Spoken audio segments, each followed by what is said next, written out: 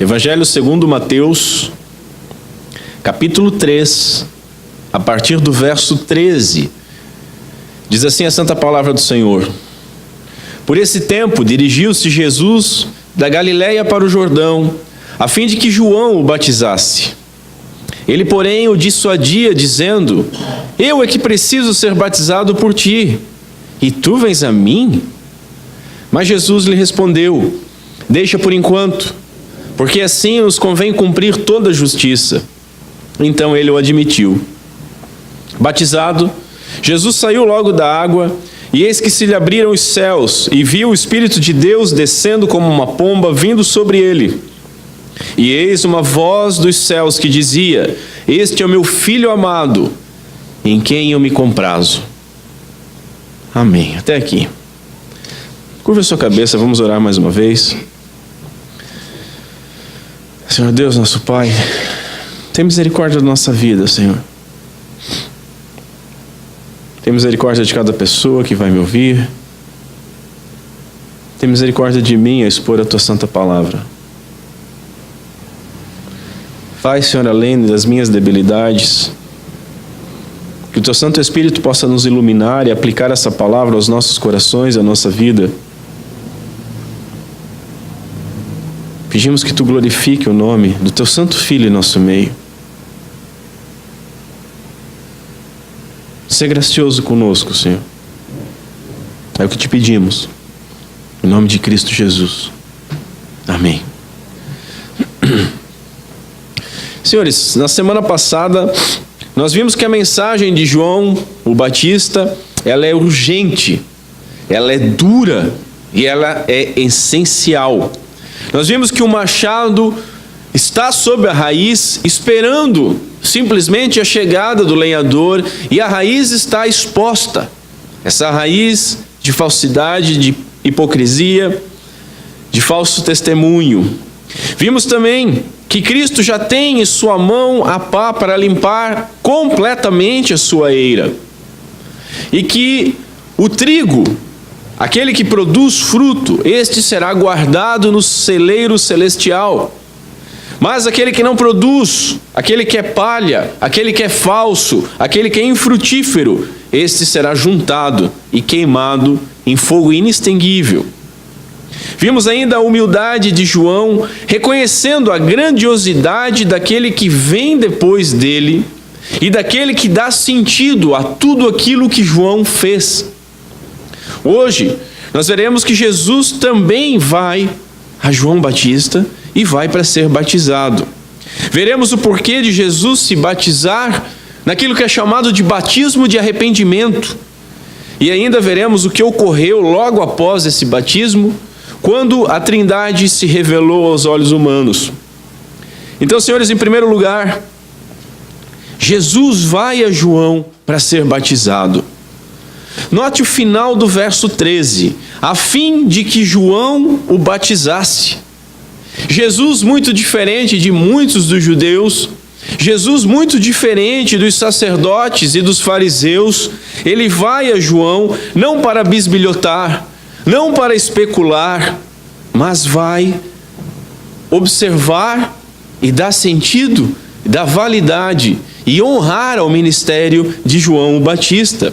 Então, diferentemente dos sacerdotes humanos, o nosso sumo sacerdote, o sumo sacerdote de Deus, vai a João para tomar parte do seu ministério. Isso coloca João num patamar elevado. Jesus viaja, senhores, e viaja muito, com uma finalidade específica. O texto diz que Jesus partiu da Galiléia, e nós encontramos no texto paralelo de Marcos a localização exata, Nazaré da Galiléia. E no Evangelho de João encontramos que João Batista, ele estava batizando em Betânia, do outro lado do Jordão. Isso foi uma caminhada leve de aproximadamente 96 quilômetros. Jesus toma sua sandália, a sandália que João disse que não era digno de carregar, e percorre 96 quilômetros para ir até João para ser batizado. Isso demonstra a importância dessa história e a importância que Cristo Jesus deu tanto à cerimônia que está acontecendo aqui, quanto ao ministério de João Batista. Isso também, obviamente, contrasta com o desinteresse que nós vimos já em outras mensagens das autoridades religiosas com relação ao nascimento do Messias. Lembram que os magos chegam em Jerusalém e questionam sobre o Messias, e aí o pessoal, os sacerdotes, os fariseus e nem o povo pôde ir até Belém, sendo que ali era uma distância de 8 quilômetros. O texto começa dizendo, por esse tempo, no início do verso 13. Quando que é esse tempo? Quando Jesus vai a João, significa que João ele está no auge da sua atividade. Ele está no auge da atividade batizadora. Ele está no momento que tem mais visibilidade. Conforme nós vimos nas últimas ministrações, isso está em completa harmonia. João começa a pregar no deserto, que era uma região, como nós vimos, não é o deserto que nós imaginamos, era uma região com poucos habitantes. Esses poucos habitantes ouvem a mensagem, vão à cidade, e logo esse deserto começa a ficar cheio de pessoas para ouvir a mensagem e para ser batizado. Quando isso começa a ficar cheio, os fariseus e saduceus vão lá para dar uma olhada no que está acontecendo, e como nós vimos, alguns para tomar parte, para fazer parte da moda, não porque estavam arrependidos de fato, alguma coisa assim, por isso que ouviram aquele carinho de João Batista, filhos de víboras. Outros simplesmente para conseguir alguma informação para denunciar para o governo romano e acabar com qualquer agitação religiosa. Era então o auge da atividade de João. Agora no verso 14 nós vemos o seguinte, a humildade de João. Essa humildade de João já foi demonstrada quando ele falou que vinha alguém que era maior do que ele, que era mais poderoso que ele não era digno nem de carregar as sandálias. E como nós vimos, isso era o menor servo da casa que fazia. Aqui no verso 14 nós vimos que João o dissuadia, ou seja, ele objetava-lhe, recusava-se a batizá-lo. Não é que João o proibiu, mesmo que João não poderia proibir nada a Jesus, mas não é que ele disse, olha, eu não vou te batizar, você está proibido de batizar, mas ele estava tentando impedir Jesus. João estava diante de Cristo dizendo, não, você vir a mim, está errado, essa ordem está errada. E por que o teria impedido se pudesse? João teria impedido, como ele mesmo diz, eu é que devo ser batizado por ti. Sou eu que preciso desse batismo. Você não precisa desse batismo. Esse batismo é para arrependimento. Você não tem do que se arrepender. E aqui eu tenho que fazer uma digressão daqueles filmes que falam da paixão de Cristo e tal, né? É o ponto alto dos canais de televisão ali quando chega a Semana Santa. Sempre passa, né? Teve uma vez que eu assisti, que eu parei por aqui. Vem o personagem que faz Jesus, a João, e aí tem esse episódio. E Jesus chega e diz, olha, eu queria que você me batizasse. E aí João, o Batista, olha para Jesus no filme e diz assim, se tu te arrependeres dos teus pecados... E aí ele batiza Jesus, né? É o tipo do filme que você pensa assim, pô, nem um ateu vai fazer isso, né? Mas os caras fazem e assistem. E a nossa geração educada à la Paulo Freire, assim, não, eu entendo os 10 mandamentos, eu vi na novela da Record, eu conheço, não, eu sei como é que foi o batismo, eu vi lá no filme, Jesus chegou e aí, né? Então o momento era sério. O momento era sério porque as pessoas estavam chegando para se batizar e essas pessoas estavam confessando os seus pecados. E Jesus chega junto com essas pessoas. E João diz, não, eu é que preciso. Há várias especulações sobre se João sabia ou não que Jesus era o Messias. Quando nós olhamos, por exemplo, em João, no Evangelho segundo João, no capítulo 1, verso 33, nós encontramos João Batista dizendo o seguinte: eu não o conhecia. Eu quem? João Batista conhecia quem? Jesus. Aquele, continua ele dizendo, aquele porém que me enviou a batizar com água me disse. Quem que enviou João a batizar com água? O Pai. O Pai deve ter falado com João de alguma forma, de alguma maneira, ele o comissionou a isso. Continua João. Aquele sobre quem vires descer e pousar o Espírito, esse é o que batiza com o Espírito Santo. Obviamente, então, João, por esse verso, só poderia saber que Jesus era o Messias após o batismo, né? Ficou meio óbvio, ficou certinho. Só que 4 versos antes, no Evangelho de João, nós encontramos o seguinte: quando João está chegando, Jesus está chegando, João se pronuncia e diz, o verso diz o seguinte: no dia seguinte, viu João a Jesus que vinha para ele e disse: eis o Cordeiro de Deus que tira o pecado do mundo. Como que João, não conhecendo, proclama isso? E aqui em Mateus nós vimos João afirmando que, olha, não, você vem a mim para ser batizado, eu é que preciso ser batizado por você. E aí eu li várias explicações a respeito disso, e eu confesso para os irmãos que nenhuma explicação me convenceu. Por isso confesso que eu aceito os versos da maneira como eles se apresentam, sem questionar muito, porque é o que está na palavra de Deus.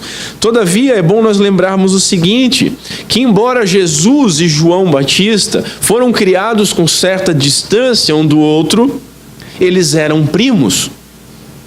Eles tinham conhecimento um do outro. João Batista tinha conhecimento, por exemplo, do episódio de Jesus aos 12 anos com os mestres da lei.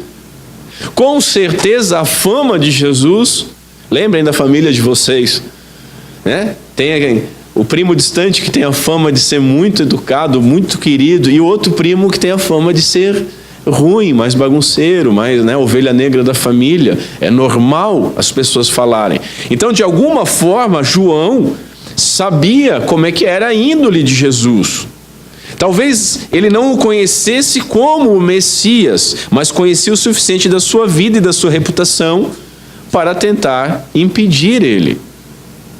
Raciocinando dessa forma, vem uma pessoa que João reputa como não sendo pecadora, não sendo necessário essa confissão. E aí, após o batismo, vem a confirmação. Tá, mas e quando ele diz, eis o Cordeiro de Deus? Não sei. E quando o jumento briga com Balaão, né? Deus usa o jumento, não vai usar João Batista para falar alguma coisa? Mas após o batismo é que o próprio Pai e o Espírito Santo testificam, não apenas para João, não apenas para aquelas pessoas que estavam lá, mas até hoje para nós pela sua santa palavra. Agora, uma coisa que nós temos que notar: João, ele tem a necessidade de ser batizado, e ele sabe disso. Isso é muito importante nós prestarmos atenção.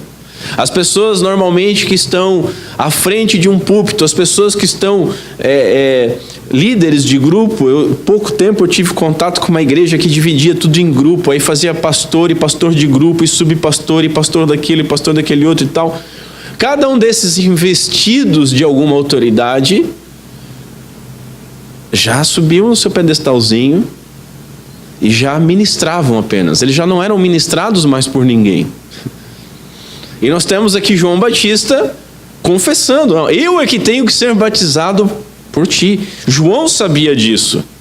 Porque embora o nosso Senhor Jesus Cristo disse a respeito de João: não há nenhum homem nascido de mulher como ele. Ainda assim, ele é nascido de mulher. Ele é da descendência de Adão e por isso contaminado pelo pecado. E por isso necessitava de se arrepender e ser batizado. Observe que as almas mais puras são as mais sensíveis à sua própria impureza residual, nos diz um puritano. Quanto mais eu não sou tão rebuscado igual o puritano, mas eu digo diferente: quanto mais você se limpa, mais você vê que está ainda sujo. Quanto mais você vai abrindo o seu coração E você vai tirando cascalho grosso de lá, mais você vê que tem muito pó, mais você vê como indigno da graça de Deus, indigno do amor de Deus, mais você entra num estado de contrição, de humildade, de dependência. É por isso que nós nos regozijamos na salvação, porque a salvação não depende de nós, porque a salvação não é segurada por nós, mas assegurada pela misericórdia daquele que começou a boa obra e vai levá-la até o final. Senhores, eu prego muito contra pecado, eu peco muito a respeito de santidade. Constantemente eu estou pregando sobre isso. E talvez isso possa passar uma imagem incorreta de um santarrão julgador, né? O cara lá, dedão em riste, né? Fala de pecado. É um santarrão. Senhores, o fato é que o pregador sempre prega aquilo que ele mais necessita, nas palavras de Lutero. Ele sempre vai pregar o que ele mais necessita. Sproul diz o seguinte: nunca pense que os pastores pregam apenas sobre questões que dominam. E ai de mim. Quando eu vejo Paulo dizendo, eu, o principal dos pregadores, na minha cabeça sempre vem, Magrão, tu não me conheceu. Tu não me conheceu. E a radicalidade do nosso pecado, a miséria do nosso pecado é tão grande que até em confessar que nós somos pecadores, ou o principal dos pecadores, há orgulho. Paulo não estava falando aquilo por orgulho. Paulo não estava dando aquela rasgadinha de seda. Como eu já vi alguns líderes dando aquela, não, veja só, eu sou falho. E aí o povo, não, tu é uma bênção. Sabe, fica aquela troca de carinho. Ele não está dizendo que é falho porque é falho, ele está acionando um gatilho. Ele simplesmente está acionando um gatilho emocional. Eu tenho falhado muito com os irmãos. Não, pastor, o que é isso? Meu Deus! A realidade, senhores, é que eu posso estar numa posição diferente, assim como o homem tem uma posição diferente da mulher. A minha posição aqui é diferente de vocês com relação à pregação do Evangelho. Agora não há ninguém sentado aqui mais pecador do que eu. Nós somos iguais. E nós somos salvos pela mesma medida de graça. A mesma medida. Esse é o meu consolo em pregar para vocês. Porque se a graça e a misericórdia de Deus pode atingir um verme como a mim, por que ela não pode atingir você? Se a graça de Deus pode me dar segurança da salvação, por que não pode dar para você? Se eu posso ter, eu já fui recriminado por isso, de citar o Salmo 113, fui censurado dentro de uma igreja por isso, e tenho orgulho disso, falo com orgulho, né? Que aquele salmo fala comigo, eu fui erguido do pó, eu fui um pobre erguido do lixo, e se Deus pode fazer isso comigo, Ele pode fazer com qualquer um de vocês, porque Ele é poderoso, e porque isso é impossível para nós, e porque não há impossíveis para Deus. Nós pregamos sobre a santidade de Deus, porque isso nos lembra que nós necessitamos de um Redentor. Quando nós olhamos para a santidade de Deus, nós paramos para olhar para as nossas boas obras, para os nossos passos de piedade, para os nossos méritos. Quando você olha a santidade de Deus, tudo aquilo vira em nada, vira palha. E você se humilha, e você sabe que é indigno de Deus. E aí você se agarra com todas as forças na graça, na misericórdia, em Cristo Jesus, crucificado e ressuscitado.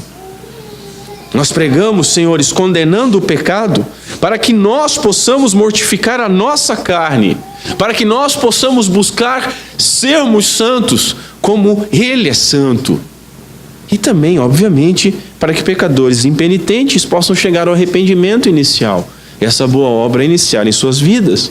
Mas voltando ao texto, veja, há pouco tempo João, ele censura duramente os hipócritas, os fariseus e saduceus, porque eles eram impenitentes. Eles vinham ser batizados e João Batista dizia, quem lhes ensinou a escapar da ira vindoura? Vocês são filhos de víboras, produzi, pois, frutos dignos de arrependimento. Vocês estão vindo fazer um teatro aqui para ficar legal, isso não vai adiantar para vocês. Entendam, eles não eram dignos do batismo de João Batista. Eles não eram dignos do batismo de arrependimento. Só que agora o problema é outro. Agora o seu problema está em batizar Cristo Jesus. Porque agora mudou. Porque agora o batismo de João é que não é digno do seu candidato. O que João estava fazendo ali, que os demais pecadores eram indignos de chegar, agora chegou alguém mais digno que todos. E aquele ato não era digno dele. João era humilde. João era consciente da sua condição pecaminosa. E assim ele crê ser mais correto ser batizado por Jesus do que ousar batizá-lo. Todavia, senhores, Cristo aceitou a sua humildade. Cristo aceita a sua humildade. Deixa por enquanto, diz Cristo. Ele aceita a sua humildade, mas ele não aceita a sua recusa. E aí nós temos que observar o seguinte: a humildade do nosso Senhor Jesus Cristo. Que contraste com a nossa vida. Deixa por enquanto, diz Jesus. Deixa por enquanto. O teólogo diz que é como se Jesus não quisesse perder tempo dando uma longa explicação teológica. Podia chegar, sentar, vem cá, João, vou te explicar um negócio. É passado assim, assim, assim, assim, não deixa por enquanto. Tá bom para ti isso. Já estou falando o suficiente. Por enquanto. Por enquanto, Jesus deve ser batizado e deve assumir então o seu papel de servo sofredor, se identificando tanto com o povo quanto como Messias. Veja, assim que Jesus inicia a sua pregação, ele inicia falando de arrependimento e de humildade. É o cerne da pregação do nosso Senhor. Arrependimento e humildade. Mas a humildade, ele já estava ensinando na prática. Antes de falar da humildade, ele já estava se colocando numa posição de humildade. Diante da honra vai a humildade, diz um puritano, Matthew Henry. Jesus não somente pregou, mas pregou e exemplificou a humildade. E nos nossos dias, senhores, quantas pessoas hoje, eu nem vou falar daqueles caras que começam a frequentar uma igreja que tem, sei lá, uma divindade terrena, né, um apóstolo, alguma coisa assim. Não, eu vou na sede, espada pelo apóstolo, não, o cara orou por mim, me deu um copo d'água. Nossa, né? Como se faz a mesma coisa com um tamanho de igreja, mas eu nem vou falar disso. Vamos falar simplesmente das pessoas mais da nossa realidade. Pessoas que leem 2, 3 livros de teologia, livro que eu digo, o livro fininho. Não estou falando daqueles tratados, né? Lê uns fininhos teológicos ali e já não aceitam mais, já não respeitam mais, já não se submetem mais à autoridade de seus líderes. Já não respeitam outros anciões de outras comunidades. Que antes desse ser agora elevado e iluminado nascer, já estava lutando pelo Evangelho. Isso é muito triste.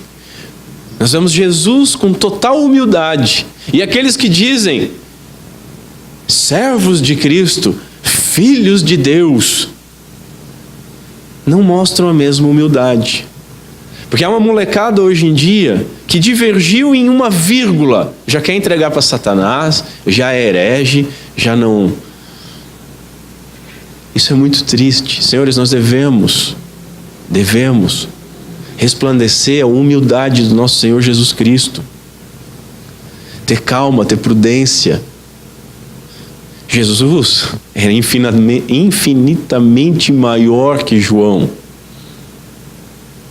Jesus não era digno de habitar próximo, estar próximo a João e aqueles demais pecadores que estavam ali. Mas ele humildemente vai lá e diz, deixa assim por enquanto. Por que nós, pó e pecado, somos tão orgulhosos? Que estrutura orgulhosa é essa que não pode ser quebrada? Não pode ter um pouco de humildade. Em segundo lugar, Nós vamos ver por que Jesus se submeteu ao batismo de João, batismo de arrependimento. Nós encontramos isso no verso 15. É como se Jesus dissesse o seguinte: eu estou aqui para iniciar o meu ministério público e por meio do batismo eu estou reafirmando a minha resolução de tirar o pecado do mundo, carregando esse pecado nos meus lombos. Há também uma coisa que nós devemos observar. Houve, como nós lemos em João, capítulo 1, verso 33, uma promessa para João Batista. E aí tem um chavãozinho, né?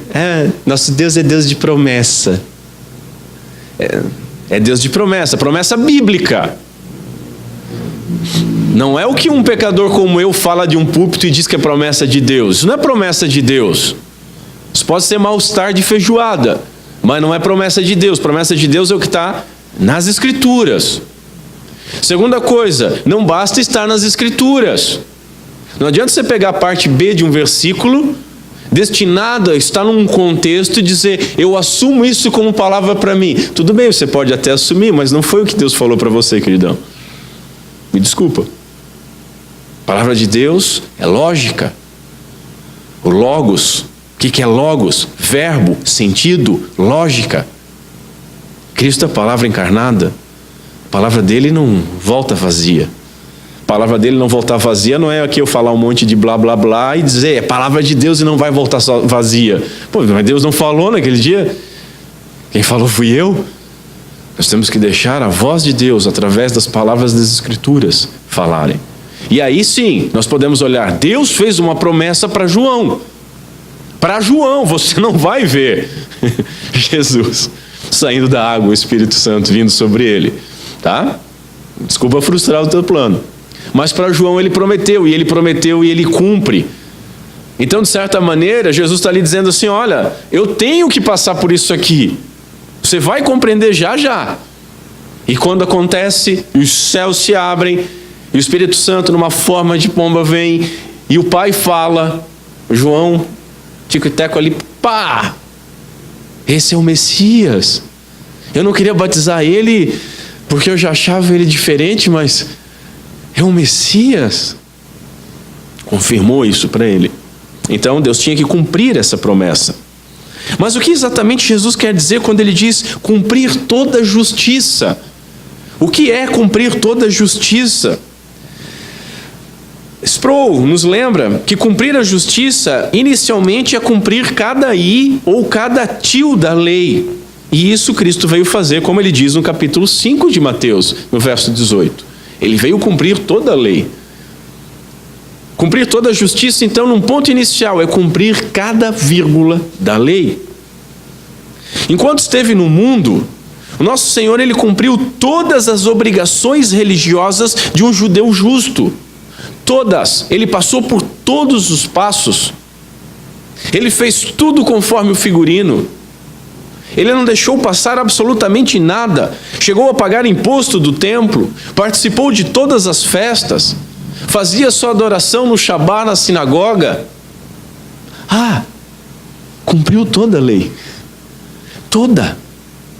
Em nosso favor. Lembram do pacto da graça, que é o cumprimento do pacto das obras em Cristo Jesus? Ele cumpre toda a lei. Mas aí alguém pode argumentar assim, poxa, mas não há na lei nenhum mandamento a respeito de batismo. Então não faz sentido ele dizer que cumpriu toda a justiça. Nós temos que lembrar algo que eu já falei aqui para os irmãos. João Batista, ele era profeta. João Batista era o Elias que deveria vir antes do Messias. João Batista, ele é o último profeta do Antigo Testamento. Né? Lembra que a gente falou sobre isso? Não, mas ele está no Novo. Tudo bem, é do Antigo, tá? Deixa. Nele, o movimento profético se encerra. Não vou discutir dons do Espírito, estou falando de movimento profético. Se encerra em João. Até João, a lei e os profetas profetizaram, disse Jesus. Então, primeira coisa que nós temos que entender é isso. Quando esse último profeta vem em seu ministério, comissionado por Deus, impondo alguma coisa para os homens, nós podemos com toda tranquilidade entender isso como uma nova exigência da lei que foi imposta a todo Israel, que era o batismo de arrependimento como uma preparação para a vinda do reino. Porque das duas uma. Ou nós vamos entender isso como um mandamento de Deus, legal, como lei, ou nós vamos entender que João inventou isso. E aí nós vamos cair naquela sinuca de bico que Jesus colocou os líderes. O batismo de João é do alto ou é dos homens?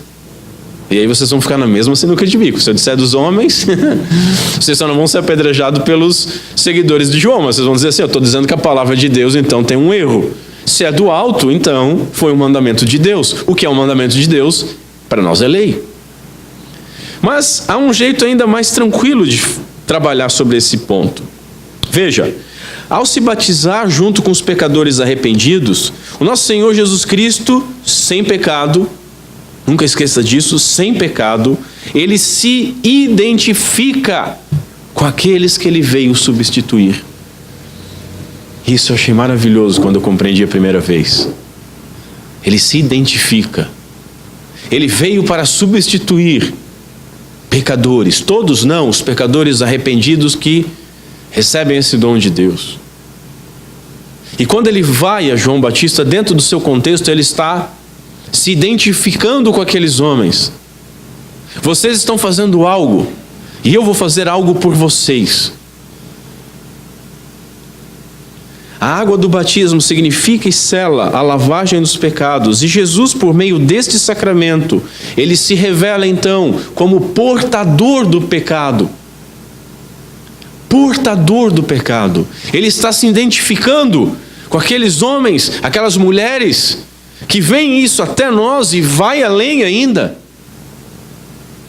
as quais os pecados ele carregou. Ele é portador destes pecados. Você está compreendendo isso? Hebreus 4 nos ensina que nosso Senhor Jesus Cristo é sumo sacerdote. E como sumo sacerdote, ele foi tentado em tudo, em todas as coisas. Porém, está bem claro lá, sem pecado.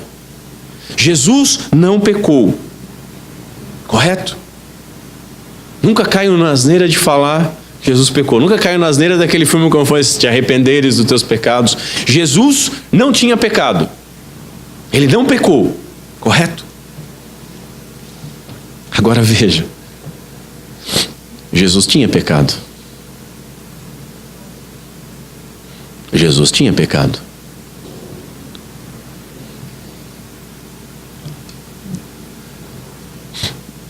Não peguem pedras. Não estou blasfemando. Estou falando algo de extrema seriedade para os irmãos.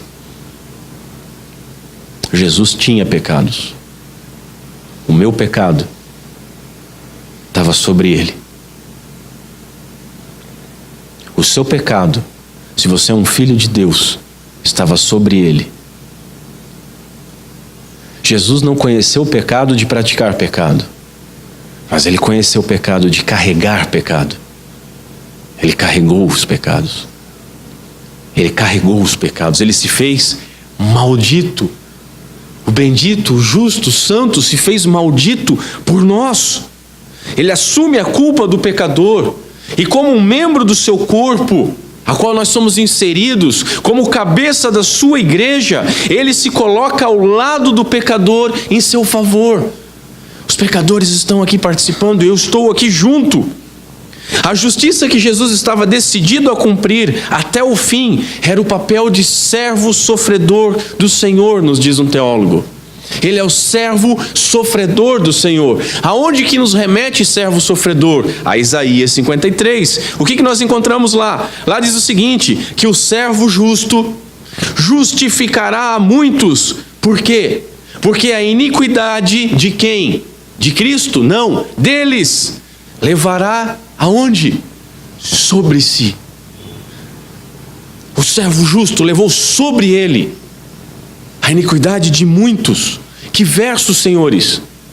Que palavra! Que verso! Jesus tinha sim pecado, e quando afirmamos que ele tinha pecado, nós não estamos blasfemando.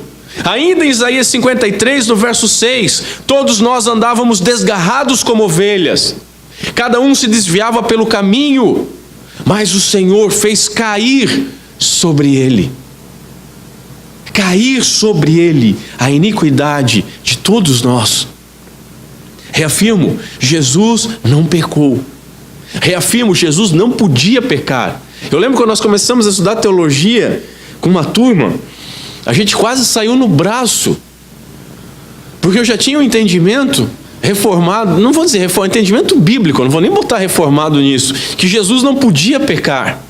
E outros membros ali diziam, não, ele podia, e nós vamos ver a partir da semana que vem as tentações. Eles diziam, Jesus foi tentado, aquilo foi um teatro, Jesus podia sim, ele venceu a tentação. Jesus não podia pecar. Não, claro que ele podia, Jesus era Deus, é Deus, Deus pode pecar. Não, é lógico isso, ele não podia pecar. Não tinha como ele pecar, não tinha como ele negar a sua natureza divina. E a sua natureza divina, 100% unida e não misturada com a sua natureza humana, é o que sustentava a sua natureza humana sem pecados. Jesus não podia pecar, ele não pecou, mas ele tinha pecado, o nosso pecado. Nós, senhores, nós somos o pecado de Cristo. Cristo não está de graça naquela cruz. Era o justo que estava lá, era o justo, mas houve uma punição. O que estava sendo punido ali? O justo. Mas isso não tem sentido. O justo, na condição de pecador, carregando o nosso pecado, o justo sem pecado e puro, no nosso lugar como nosso representante. Nós somos o pecado de Cristo, e Cristo é a nossa justiça. Por isso que nós podemos ler nas Escrituras quando fala do justo, e nos identificarmos com isso. Por quê? Porque nós nos identificamos com Cristo, e Cristo agora é batizado junto com os pecadores, porque Ele se identificou conosco. Jesus se fez pecado por nós. Olha o que Paulo diz, aquele que não conheceu o pecado, Ele o fez pecado por nós, para que nele fôssemos feitos justiça de Deus. Não há um justo sequer, diz Paulo. Não há como nós conseguirmos nada por nossa justiça própria, mas somos declarados justos, porque foi imputado a justiça de Cristo a nós. Ora, se a justiça de Cristo foi imputada a nós, e nós, por causa disso, somos justos, obviamente, quando o nosso pecado foi imputado a Ele, Ele carregou, de fato, o nosso pecado. Estava sobre Ele. Ou vocês acham que a cruz foi um momento terrível só pelos desgastes físicos e pelas dores físicas? No Monte das Oliveiras começa o suplício, os nossos pecados caindo pelos seus lombos santos, a tensão, o desespero, a angústia de morte, o suor em gotas de sangue, Ele conhecendo o nosso pecado.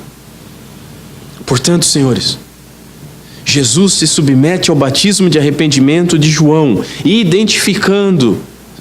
se identificando, assim como pecadores contritos, assim como eu e como você, eu espero, como que já a partir daí, carregando os nossos pecados, o cordeiro que já foi colocado a mão sobre a sua cabeça e foi imputado os seus pecados, para ser morto fora do arraial, como Cristo foi morto fora da cidade. Jesus entra então no rol dos pecadores, e desse modo ele cumpre toda a justiça de Deus. Isso é cumprir toda a justiça. Terceiro lugar, o que ocorreu após o batismo? Versos 16 e 17. Jesus não tem pecados a confessar. Jesus tem o nosso pecado sobre os seus lombos, mas ele não tem pecado dele. O que acontece? O texto nos diz assim: após ser batizado, saiu logo da água. Olha como o texto nos ensina. Ele não tem que ficar confessando pecados. Se ele for confessar os nossos pecados, ele estaria lá até agora, né? E continuaria contando.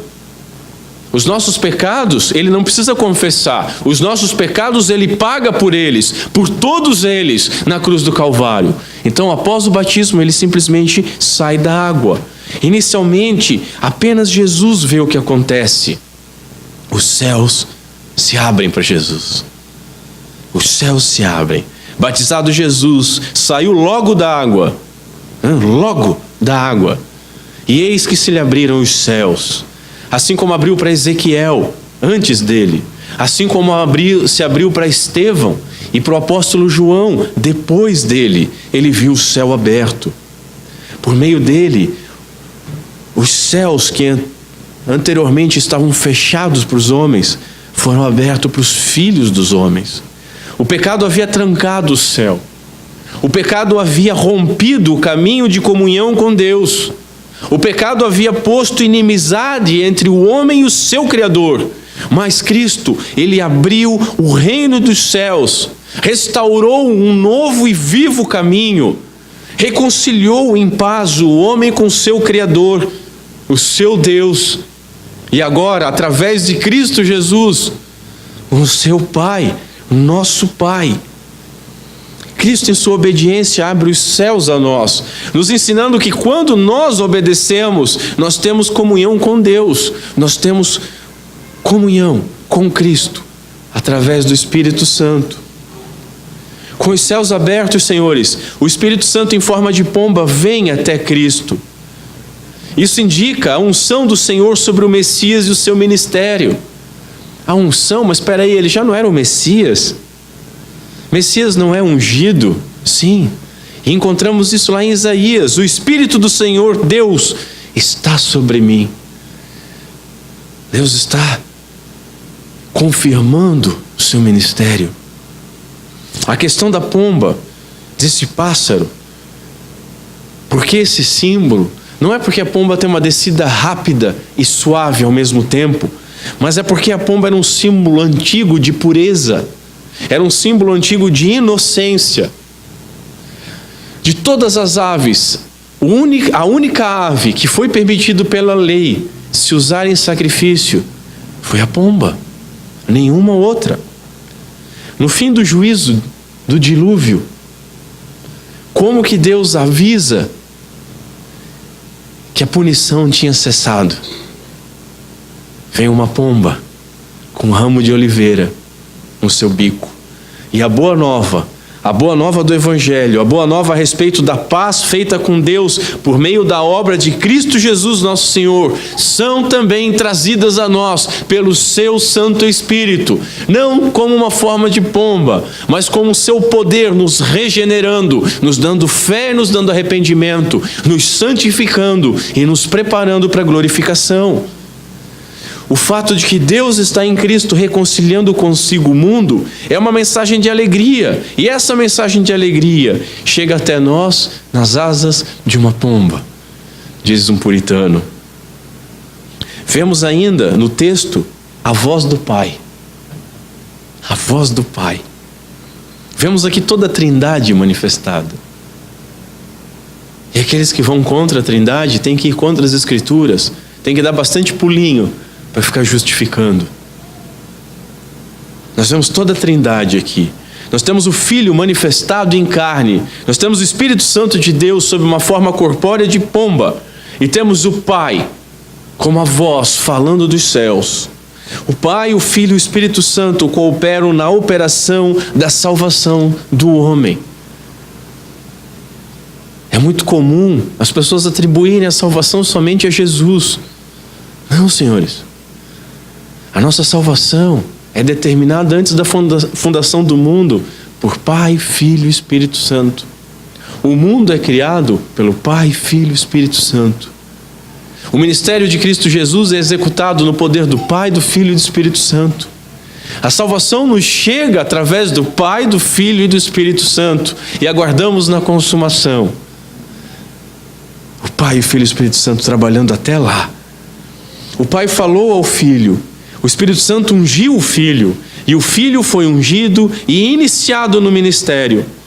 Assim como os 3 membros da Trindade haviam estado na criação, todos eles também estiveram presentes nesse momento inicial da redenção. Isso une. Desde a criação, a redenção e a consumação estão nos planos de Deus, e toda a Trindade trabalha nisso. Cada um deles age pessoalmente, porém juntos no mesmo propósito. Note que o texto não identifica de quem é a voz. Diz simplesmente assim no verso 17: eis uma voz nos céus. Mas não precisa identificar. Não há porquê. Porque aquele que identifica Jesus como o Filho só pode ser um: o seu Pai, o nosso Pai em Cristo. Agora note o seguinte, isso é muito importante. Ainda que a voz de Deus seja ouvida, a voz de Deus, quando ouvida, é ouvida citando as Escrituras. Eu achei isso maravilhoso demais. Este é o meu Filho amado, Salmo 2:7, em quem me comprazo, Isaías 42. Senhores, isso nos ensina tanto. É Deus falando. É o Pai falando. É o Pai falando de forma audível. Observe o seguinte: quando Deus falou, Ele citou a sua própria palavra. Deus cita a sua própria palavra. Hoje homens falam em nome de Deus. Falam o que querem. Falam aquilo que Deus não mandou. Falam aquilo que contraria aquilo que Deus falou. E dizem que estão falando em nome de Deus. Conseguem observar o contraste? O Pai poderia falar qualquer coisa e cita as Escrituras. E loucos, insanos, querem falar em nome de Deus e vasculham a profundeza do seu próprio coração e regurgitam aquilo como se fosse Deus falando. Apenas em 3 ocasiões, a voz de Deus é ouvida nos evangelhos. 3 ocasiões. E em todas elas, senhores, o Pai testifica sobre Cristo, sobre o Filho. As 3 vezes que Deus fala de forma audível é o batismo de Jesus. Depois, na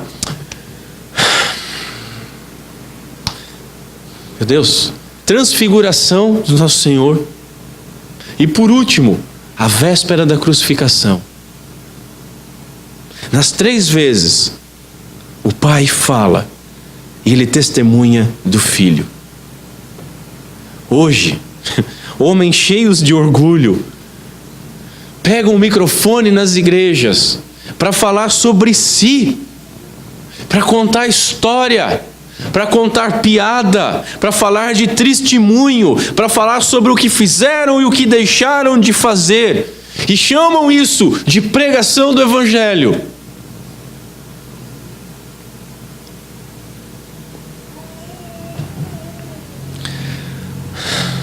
Além disso, eu cito Sproul, que diz o seguinte: as pessoas alegam já ter ouvido a voz de Deus mandando-lhes fazer todo tipo de coisa. E aí Sproul é categórico: mas Deus não fala audivelmente nos dias de hoje. E aí, com certeza, eu vou levar algumas pedradas por isso. Mas pode caprichar, porque o lombo é duro. Deus falou 3 vezes aqui, em todo o Evangelho. Mas tem magrão hoje em dia que parece que tem um telefone vermelho da Guerra Fria. E não é nem ele que liga para falar, é o Pai que liga para ele. Eu vi um insano racional pregando uma vez de púlpito, de forma jocosa, fazendo piada. Cuidado, porque se você falar com Deus, Ele começar a falar com você, Ele é uma matraca, Ele não para mais. E a galera, aleluia. Falta de reverência, loucura, insanidade completa, o Éden gritando. Quando Deus se apresenta, quando Deus fala, os homens mudam. Ah, vocês colocam Deus numa caixinha. Não, eu não coloco Deus numa caixinha. Deus continua a falar. Deus fala até hoje e fala através da sua palavra. Quer ouvir a voz de Deus? Abra a sua Bíblia. Quer ouvir ela audivelmente? Nicodemos já deu a dica. Lê a Bíblia em voz alta. Ah, Deus me falou isso, Deus me falou aquilo, Deus me falou aquele outro. Eu já testemunhei aqui para vocês. No momento que Deus falou com a minha vida, foi impactante. Não teve voz, luz, céu se abrindo. Deus não é um amigo imaginário que eu carrego no ombro e vai dizendo, ó, entra por aqui, vai por lá, não pega essa porta, não fala isso, fala aquilo. Tem gente que vem de meios pentecostais e neopentecostais e tem medo de falar com o pastor, porque lá os pastores revelam os pecados. Tu tem medo que o pastor revele o teu pecado? Deixa eu te falar duas coisas. Primeiro, para de pecar. Aí ele não tem nada para revelar. Não é uma boa? Boa dica, né? Boa dica. Segunda coisa, senhores, isso não existe. O que existe é a culpa, né? Às vezes a pessoa está falando comigo, aí você só vira a cabeça assim igual um cachorrinho, a pessoa, não é bem assim, é que eu fiz assim. A pessoa vai ser, mas Deus, senhores, Deus, nós temos que ter reverência. Reverência.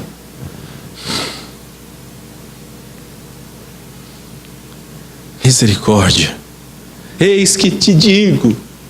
Sai de um púlpito. Deus está falando, sai de outro púlpito.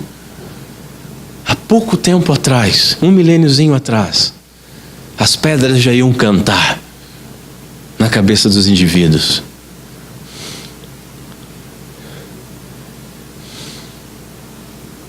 Não seja assim. Não compactue com isso. Não tenha medo disso.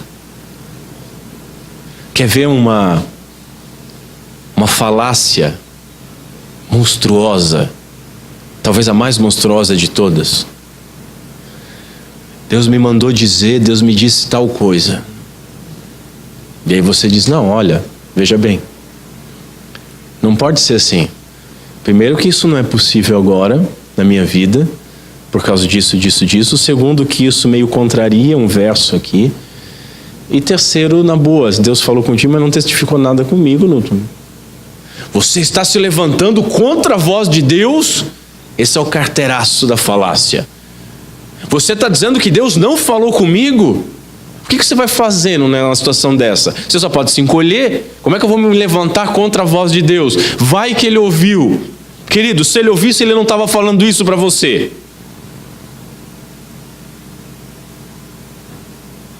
Alguém que ouve a voz de Deus, não vem com essa ladainha.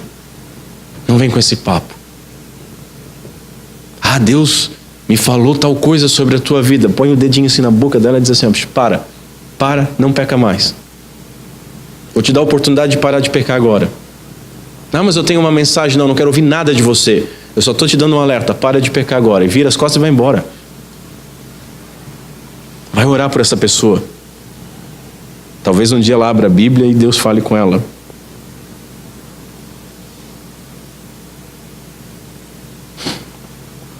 Senhores, Deus o Pai se manifestou por meio de uma voz quando Ele entregou a lei no Monte Sinai. Ninguém viu forma nenhuma e por isso os 3 primeiros mandamentos já falam a respeito de imagem, do uso do nome santo, do culto a esse Deus que não foi visto, foi só ouvido. Agora, quando o Filho encarnado está iniciando o seu ministério, quando a Boa Nova em forma de homem, Cristo é o próprio Evangelho encarnado, se revela publicamente, o Pai se faz ouvir por uma voz vinda dos céus novamente. Que glorioso isso, senhores! Ambas as ocasiões são marcadas por uma importância única. O resumo da lei do pacto de obras é expandido no Sinai. Aquele povo que havia sido libertado do Egito agora recebe a lei. E essa lei condenava o homem. Essa lei o fazia carecer de um redentor. Essa lei é graça. Porque na lei não há graça, mas a lei, ela te empurra para um redentor, ela te aponta como um professor, ela te conduz pela mão a Cristo Jesus. Ela te condena, ela é perfeita, é santa nisso. A lei que conduz a Cristo, nosso Redentor, será agora cumprida por Cristo, totalmente, e a sua justiça e expiação oferecida a todo pecador penitente, naquilo que nós chamamos pacto da graça. E nas duas ocasiões, o Pai falou. Notem que Deus escolhe os momentos para falar. Este é o meu Filho amado, unigênito, eternamente gerado do Pai. Aqui nós temos uma alusão de Salmo 2,7, como eu falei. O Pai proclamou então que aceitava Jesus como o único mediador entre Deus e os homens. Esse é o meu Filho. Esse é de fato Israel, em que todos os salvos vão ser inseridos. Esse, de verdade, é a oliveira que os ramos vão ser enxertados.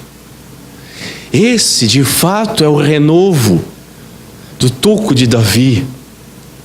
Esse é que vai fazer a mediação. Jesus é o Filho perfeito, o perfeito Israel de Deus, pelo qual nós somos salvos. E ainda Deus diz o seguinte: em quem me comprazo, está na nossa versão. No grego, senhores, não está dizendo no qual eu me agrado, que é a ideia de comprazo, mas no grego a ideia é mais profunda: aquele em quem o meu prazer está. É muito mais que me agrado. Em Cristo, o prazer de Deus estava. Isso é uma alusão a Isaías 42. Aquele no qual o meu plano para a salvação da humanidade está completamente centralizado. Nele está o meu prazer. Que glorioso. Que glorioso. Eu quero listar algumas aplicações para encerrar. Primeira aplicação dessa doutrina. O Pai, quando falou, assim como o Filho, nas tentações, por exemplo, o Filho só respondeu com Bíblia. Eles citaram as Escrituras. Eles citaram as Escrituras. E aí eu pergunto, e nós? E nós que queremos ouvir tanto a Deus, nós conhecemos as Escrituras? Nós buscamos conhecer a palavra de Deus? Ai da nossa geração, senhores. Homens que não são dignos da nossa presença, morreram, sangraram, foram queimados, para que a Bíblia chegasse nas nossas mãos, ao longo da história da igreja.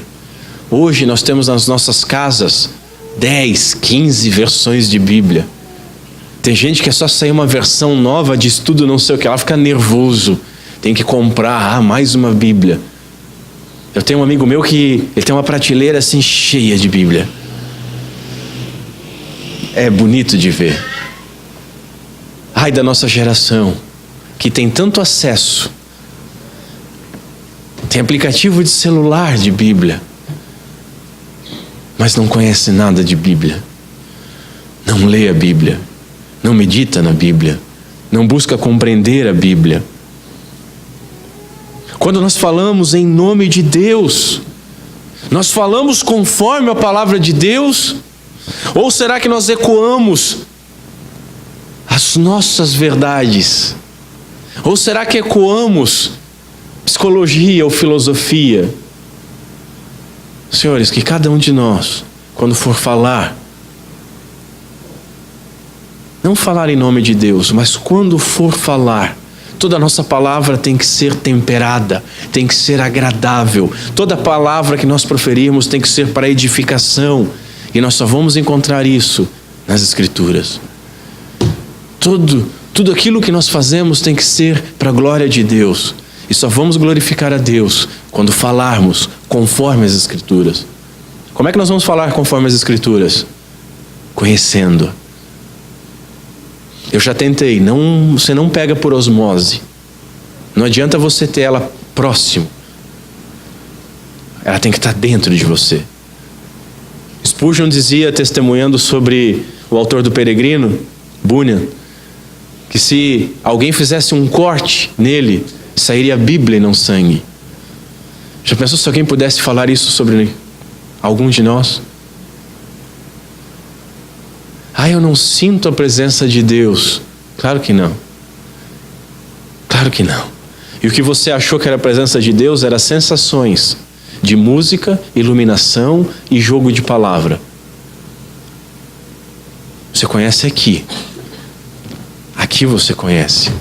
Quando você começa a ler e de repente você entende, e de repente você não entende o porquê, mas os seus olhos estão marejados, e você começa a chorar, daqui a pouco você está alegre. Segunda aplicação: nós nascemos debaixo da ira de Deus, todavia o Pai nos amou, e o Filho se entregou para sofrer e morrer em nosso lugar. O Pai o amou porque o Filho deu a vida por suas ovelhas. Ele o amou. Este é meu Filho amado, que deu a vida por suas ovelhas. E nós, senhores, nós o amamos? Nós o amamos de fato? Nós o amamos porque Ele deu a vida por nós? Terceira aplicação: Cristo é o Filho unigênito, amado do Pai, no qual nós dizemos que estamos. Ele é aquele em quem o prazer do Pai está.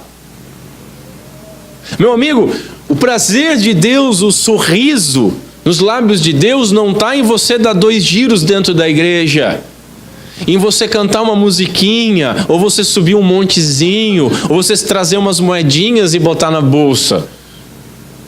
Pode ter total certeza disso. O prazer de Deus, biblicamente, está em Cristo Jesus, nosso Senhor. É ali que está o prazer de Deus. E mesmo ainda pecadores, nós somos membros do corpo de Cristo. O corpo do amado do Pai. Adotados em Cristo, agora não mais como unigênito do Pai, mas como primogênito da ressurreição, herdeiros do Pai, co-herdeiros em Cristo Jesus. Senhores, que esse conhecimento e que a meditação nessas verdades nos encham de alegria. Nós estamos em Cristo, se é que você está. Está sendo esmagado pela vida? O que é a vida? A vida é Cristo. Está sendo esmagado por problemas? Qual é o teu problema? O teu problema foi resolvido na cruz de Cristo. Está tristinho? Está com depressão? Está chateadinho? O mundo não gira como você quer, mas o mundo gira ao redor de Cristo. E se você está nele, você está no Pai. Quarta aplicação: devemos mortificar a carne. Mortificar a nossa carne e temer pisar no sangue do Cordeiro. Os nossos pecados eram tão graves e causavam tamanho repúdio no Pai, que somente o sangue do seu amado Filho, Ele teve que morrer para pagar o preço da nossa reconciliação. Como nós falamos aqui na quarta-feira, Cristo não morreu por nós porque nós éramos legaizinhos, porque nós éramos tão importantes, mas porque o nosso pecado era tão grave, tão profundo, a afronta era tão grande, que somente o sangue de Cristo Jesus podia pagar o preço. Agora, se aquele na qual o prazer do Pai está, Ele teve que se humilhar, Ele teve que morrer pelos nossos pecados, nós continuaremos a praticar esses pecados como se não fossem nada? Continuaremos a praticar os atos que levaram Cristo à cruz? Continuaremos a praticar aquelas coisas pelas quais Cristo morreu para nos libertar. Por último, Deus transborda de afeição pelo seu Filho. Meu querido, quando você lê, este é o meu Filho amado em quem eu me comprazo, a gente passa por esses textos assim, eu já falei para os irmãos, eu sempre falo isso, a gente acostuma com algumas coisas, né? Saiu logo da água, ninguém se liga que tem um logo ali. Este é o meu Filho amado em quem eu me comprazo, ninguém dá muita bola para isso. Quando você chega nesse verso, você tem que parar. Você não pode prosseguir. Ali você tem que parar e meditar. Ali você tem que parar e pensar o seguinte: peraí, Deus, Criador de todas as coisas, o Todo-Poderoso, infinito em bondade, em amor, em poder, em sabedoria, Ele se compraz, Ele transborda de afeição por Cristo Jesus. E você tem que se questionar: e eu? E aí eu estou questionando vocês agora. E você? E nós? Nós temos afeição por Cristo em nossos corações? Afeições de fato? A nossa afeição por Cristo tem qual tamanho? Será que se o Brasil avançar na Copa do Mundo e tiver um jogo num próximo domingo ou no outro, no horário de culto, quantos será que vão se comprazer no jogo, esquecendo que é o dia do Senhor, esquecendo que é o 4º mandamento? Nós temos afeições por Cristo em nossos corações, ou é só quando Ele faz o que a gente quer? Deus ama o seu Filho, e nós amamos de fato a Cristo Jesus? Ou nosso amor é muito bom da boca para fora, nas músicas? Nós dependemos dEle, nós honramos a Ele, vivemos por Ele, estamos dispostos a morrer por Ele. O Pai tem o seu prazer em Cristo e nós, senhores, nosso prazer está em Cristo. E não adianta você dizer: não é também. Porque essa resposta só se torna agradável quando nós temos somente em Cristo o nosso prazer. Quando você entende que deve considerar todas as coisas como esterco para ganhar, para estar, para ter aquilo que é mais excelente, que é Cristo Jesus. Enquanto você tentar dividir o teu coração entre Cristo e mais alguma coisa, o teu coração é desse mais alguma coisa e não é do Senhor. Você não pode agradar 2 senhores. Ah, mas para isso eu teria que morrer, Alberto. Vamos para a Bíblia? A semente que morrer, aquele que perder a vida por minha causa, achará a vida. Mas aquele que quiser manter a vida, não tem a vida. Vamos ficar em pé.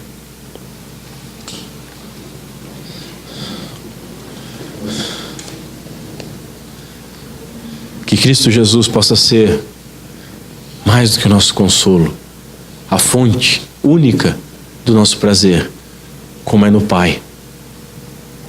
Curva a sua cabeça. Senhor Deus, nosso Pai, muito obrigado pela Tua palavra. Obrigado porque a Tua Escritura não deixa pedra sobre o nosso coração. Obrigado, Senhor, porque através dela nós temos essa revelação daquilo que mais Te agrada, que é o nosso Senhor Jesus Cristo. E temos a revelação, temos o entendimento pleno de que Cristo se identificou conosco, morreu em nosso lugar, carregou os nossos pecados. Como nós somos duros e mesquinhos, Senhor, que não conseguimos abrir mão de todas as coisas e viver por aquele, para aquele que faz todas as coisas e entre todas as coisas perdoou todos os nossos pecados, carregou os nossos pecados no seu lombo, foi punido pelos nossos pecados, orou nos perdoando. Nos ajuda, Senhor. Nos ajuda a mortificar a nossa carne. Muda, Senhor, a qualquer custo as aflições dos nossos corações. Inclina os nossos corações a Cristo Jesus.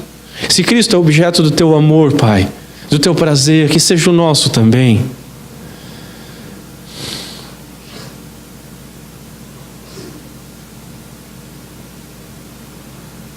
Quem ama, ama o seu próprio corpo.